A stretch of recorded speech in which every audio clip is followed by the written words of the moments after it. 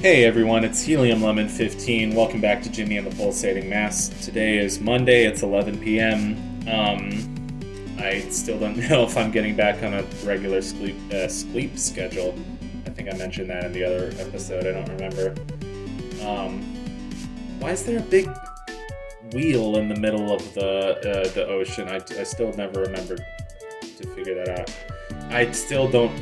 No, I don't. It's not that I never remembered to figure that out. Which, first of all, it's not even a sentence that makes sense. It's just that I've noticed it, but I have never investigated what it is or what happens with it. Even though it might just be a detail, or it might have something to do with the Unbreakable Bridge quest, which I don't think we've started. I don't remember if I have to talk to Cordelia Mouse or talk to a different character, but I know it involves. This level is cool. I was gonna say something about, I wonder why should I clear up that burp in editing? I don't know if it was like gross enough to warrant being cut out. There's like those violin statues at the beginning. Those are kind of cool. You'll notice like the whole level is kind of music themed. There's the bell trees, there's the guitar trees, there's some of the other enemies, like we've already seen the Flamingo, which has like piano keys on its wings. There's also the Pelican Certina, which is cool because Sweet Melody has a lot of so if you'll remember, the 6 continents are Home Flower, Sweet Melody. Here's the Pelican Certina, by the way. It can grab you. It looks like something out of like the old like Disney Alice in Wonderland movie, which I need to rewatch at some point. So the 6 continents are Home Flower, Sweet Melody, Grim Echoes, Everchip, Secret Meridian, which is the math-themed one, math and science, I guess, and Megatropolis, which is like the city / Japanese culture / anime themed one, which is a oddly specific theme, but like I kind of like oddly specific themes in video games, like where it's a mix of 2 themes that don't really go together. You know, those kinds of levels? Like, I can't think of a good one right off the top of my head, but they exist and are cool. Anyway, like I talked about, this level kind of, it's on a timer between sunny and rainy, and it has something to do with Helga's like depression cycle.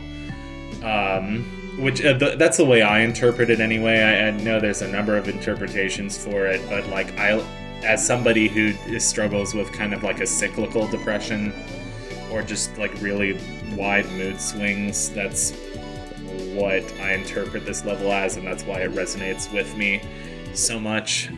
There's also, you see like kind of in the ghosts, you see a young Helga and a young Andrew, and you see them, you know, like first they're like kissing and they're happy, and then they're kind of like sad. And you also like, you notice that Helga's pregnant, and a lot of this kind of has to do with Helga becoming a mother. I don't know if it's postpartum depression or just the pressures of being a mother.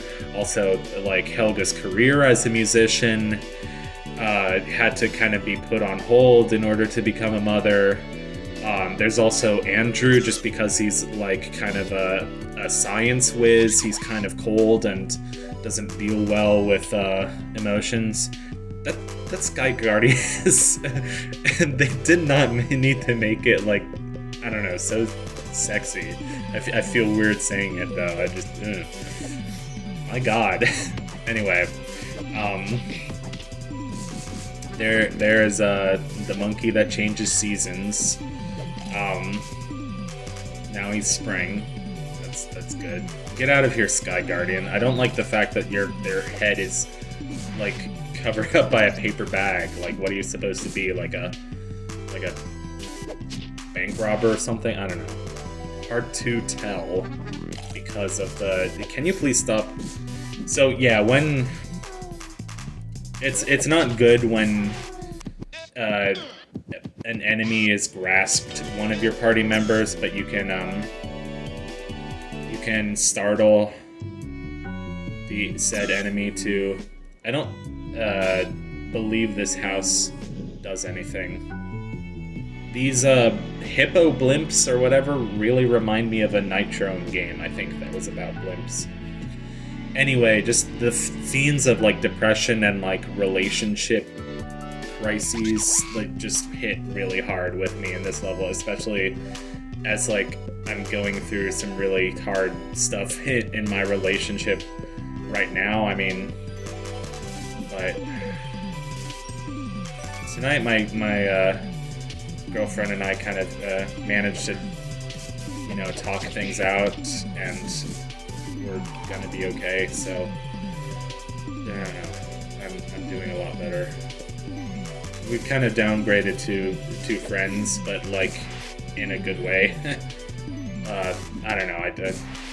Why am I talking about that? I don't know. I have kind of struggle with not knowing whether to be too personal on this channel or not personal enough and just talking about the game. Anyway, this flamingo, we need to get rid of this flamingo. So yeah, this is kind of the end game. There's like 6 Nexus points, as well as, you know, several optional dungeons that we just haven't done yet. This is one of the Nexus points. Usually the Nexus points don't have a boss fight associated with them, but yeah, so this one is one of those. It does have this really annoying, like, almost like Zelda style or Kirby style, I don't even know what you want to call it, like agility course or like thing that you have to obstacle course. Thank you, that's the word, obstacle course. I like this one where the baby is like dancing. It looks really silly. At first I thought that was supposed to be baby Jimmy, but according to the wiki, that's baby Buck, which I guess makes more sense, because if that would be baby Jimmy, there would be 2 of them, and Buck would be like, I don't know how old Buck is implied to be, but at least 8 years older than Jimmy, I think. Maybe 5, maybe 4, but, you know, I think it's implied that Buck is like a teenager and Jimmy is 8. So that would make Buck like 17 or 18. I mean, we know he's like obsessed with the gym and like obsessed with being tough. And I know at least like one high schooler that's kind of like that. Not a lot, but like at least one like senior in high school. I wouldn't say that like boys are like that in the beginning of high school, but maybe towards the end. Here's the Gloom building. There's the Rain building and the Sun building. The Rain building though has the Nexus point. So let's go right up here and look at these flowers. Look at these trash cans. This reminds me of Central Park, or like the Central Park Zoo or something. Feels like a gazebo in a park, or like in a zoo or something. It's really nice. Jimmy feels his mother's hand gripping his, her thin fingers the groove of every bone. Jimmy can feel them all pressing into him, so tight it's almost painful. He can feel the cool, clammy sweat on her palm. Jimmy can only remember one time her grip felt like this. It was his first time on a roller coaster. He wasn't sure that he wanted to go on, but Buck called him a baby. Jimmy's mom told Buck to knock it off, but Jimmy had already made his decision. As the ride ticked up its first hill, Jimmy felt his mother gripping him with that same grip. Her fingers were so tight, they were trembling. For a moment, he forgot how scared he was. Instead, all he could think about was how scared she was for him. Somewhere far away, Jimmy hears his mother humming a song. It's the same song she wakes him up with every morning. He feels her clutch his hand harder, bring it up to her face, rub it against her cheeks. He feels warm tears wiped onto his hand.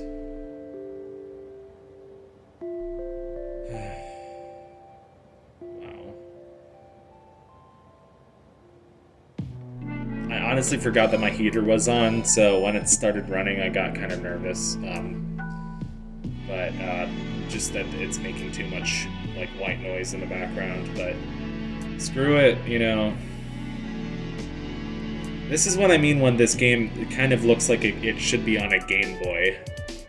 Like, it's very zoomed in, and it would kind of look good on a small screen. Like, it's a game that you probably shouldn't play in full screen. I am playing it in full screen, I think, just because it makes it easier for me to edit my videos, because I don't have to crop it every single time. Also, I like these guitar trees. You can't ram into any of these bell trees. There are clocks up there. Oh yeah, I had to go on the wiki, so I might cut some parts of this out. I was lost and I was like, oh, why can't I get into that one building? In the building.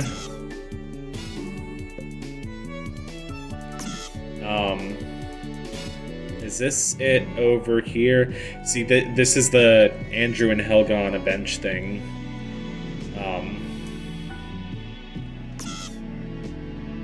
Yeah. I'm just glad we're talking again. It's like, I don't know. I don't know how people, like, deal with breakups. I really don't know how, but, you know, it's not a breakup because, you know, we're gonna be friends and things will get better.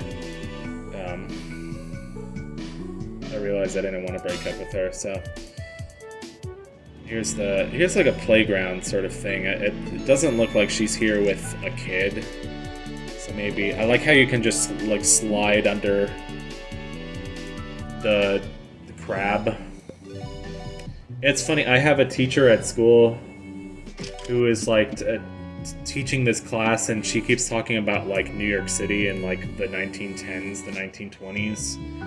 And she's talking about like the different parks with like the hippo statues in them, and like the hippo statues have like their mouth open, so you can put your head into the hippo's mouth. And she said something about like, oh yeah, like kids used to do that back then. And I'm like, I did that as a kid. I distinctly remember doing that with my mom. It's fun going to parks as a kid, like being around trees and beautiful things and like seeing the world with fresh eyes. Like, I really miss that, and I think that's part of why I love this game so much, is it because it reminds me of that feeling. Yeah, and I like video games. I really like just anything that reminds me of that feeling. Like, I love trying not to lose the essence of childhood, but trying to see the world with fresh eyes and trying to see, I mean, not like with people or with like, you know, the world, like, you know,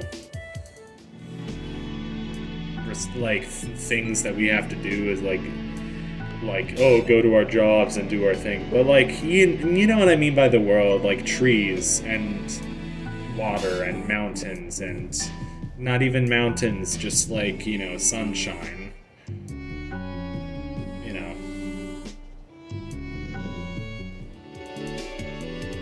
I feel like that was a silly rant. Anyway, we are kind of ignoring battles, and we're trying to get back up to, there's like a house with, there's a house with the clouds on it, and then there's the house with the sun on it. But this stupid obstacle course, excuse me, I must have tried it like 3 or 4 times, and I couldn't get the damn thing. It's quite challenging. It's only for a light bulb, but I do plan on getting every light bulb, and, you know, just everything else that I can get in this game.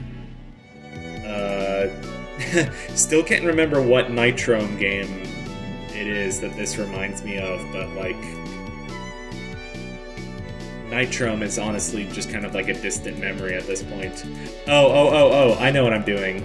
So, remember when we rammed into the bell and like we saw like Helga's ghost or whatever? Like, not Helga's ghost, but the memory of Helga, like, digging up a thingy. You can actually bury into that thingy. Bury into?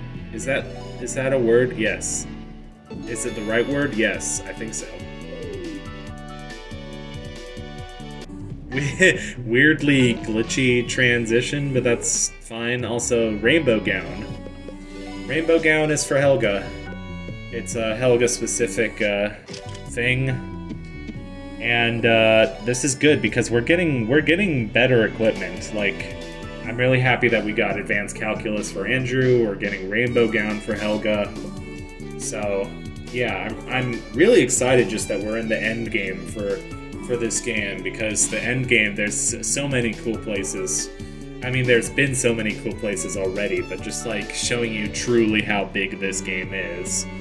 Like, there's still like a good many more locations that we haven't seen that are a mix of required stuff and optional stuff. Where are we trying to go from here? Like, are we trying to go back the way we came? Narrating over a lack of gameplay is always good. Okay. Man, this flower is walking. Can you believe it? Man, this flower has rosy cheeks. I wonder why Casey gave the flower rosy cheeks. Like, he was like, I need this flower to look pretty, so I'm gonna make it blushing. Like a little, like, ragdoll. You know how, like, ragdolls have those little painted-on cheeks? You know, it's disgusting. No, I'm kidding. It's not disgusting. But it is oppressive. Anyway, that's the end of this episode of Jimmy and the Pulsating Mass.